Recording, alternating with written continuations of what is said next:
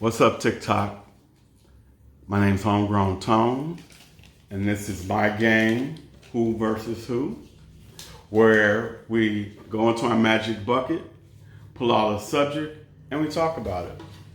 This particular episode is part 2 of Indigenous Americans versus Stolen Africans. And you see, I didn't say slaves. I said stolen Africans. What most people don't realize, all right, now think about it. Think about how I set the table for you.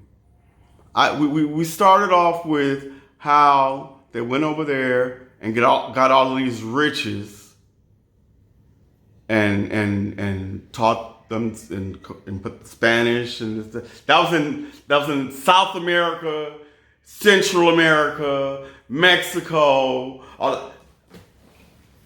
even North America, all of that, the Wyoming, all of that. The indigenous people, all of America was indigenous. They spoke different language.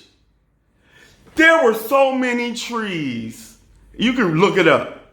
There used to be so many trees in America that you could almost walk from the Atlantic Ocean to the Pacific Ocean without getting your feet, without coming out the trees. There's that many trees. Anyway, it picks up. So they already have all of this money. They flush with cash. They tried it with the Indians first. Excuse me. The indigenous people first. To try to make them work. You know, this is later on down the line. They came in, set up Jamestown, blah, blah, blah, blah, all of that. So they got money going back and forth between these different countries. Dutch, England, Spain. You know, this is further down in history. So they're flush with cash. But the natives, they aren't built to work like that.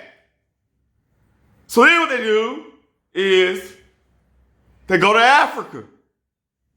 And they say, hey, we can get us some labor. We can definitely do that. Now the Africans speaking a totally different language, same thing. They're on a barter system.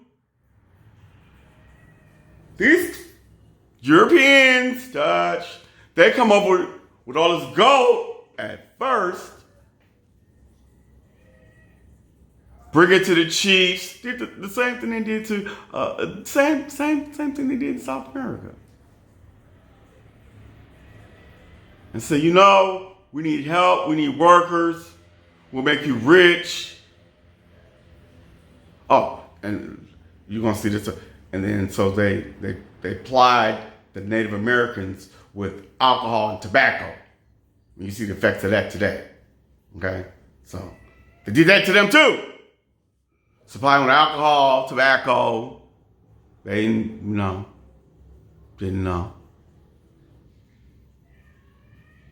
So then once the Europeans,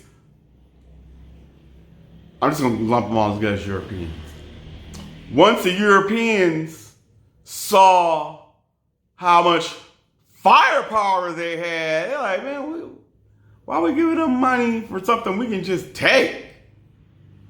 You know, to negotiate with. It's a continent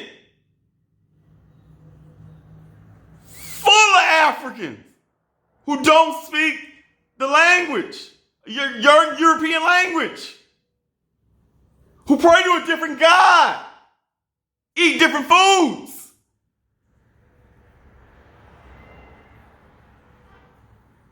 Their hunting techniques involve spears because they were hunting to eat. Wasn't a sport like the Europeans. So they came in, grabbed them up, brought them across the sea, put them on auction blocks, slave blocks, broke up the families, humiliated them, raped the women, sodomized the men, made them learn English, wouldn't let them read. Now that's genius. That's how Europeans are. They think 100 years ahead. Blacks, we can't think 5 minutes ahead. And I'm not generalizing. Think about it. I'm not generalizing at all. But look at the chestnut checkers. They planned ahead.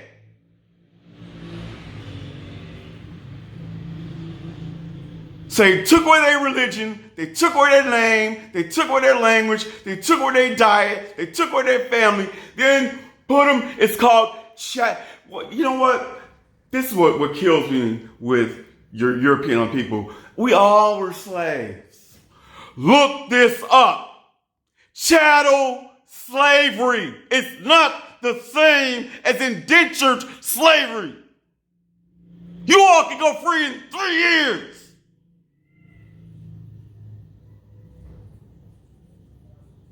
We were subjected to inhumane conditions for hundreds of years.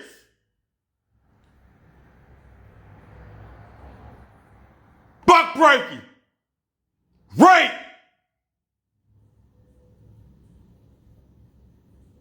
runaways, all of that. So when you say, "Oh, it's not, it's just slavery," oh, we're gonna get to that. Oh, we're gonna move all the way throughout history.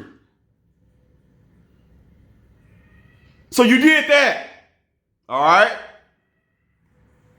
Then we became so-called free. All right? So-called free. But what you did was you created vagrancy laws.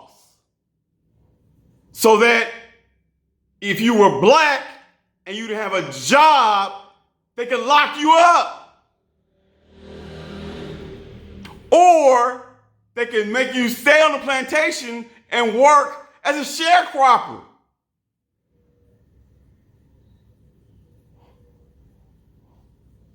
You get you get a loan from your former master.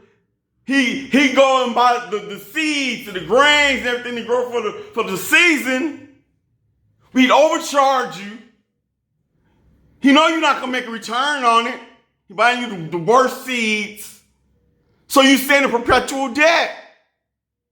The original locking up of the black man started then. They were locking up black men all around because if you didn't have a job, they're locking you up.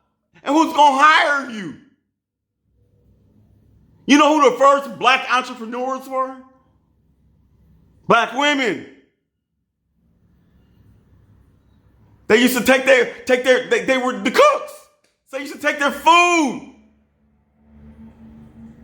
down to the train stations and sell those fried chickens and sell those other ingredients, sell them and make money for the family. So when these Europeans say, "Oh, all black people like your chicken," which is not true, but no, they used to. That's how they built their family.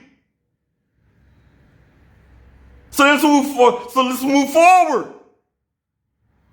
Then we finally get on.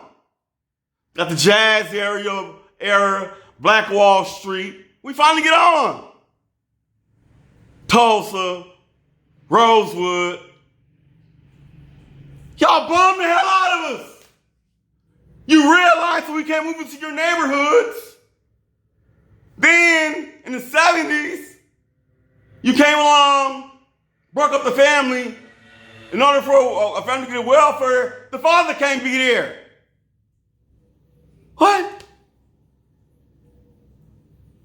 Then you created this 100-to-1 crack law and locked us all up. And then said you can't have a student loan. So in the battle, indigenous Americans versus stolen Africans, I'm going to get into stolen Africans.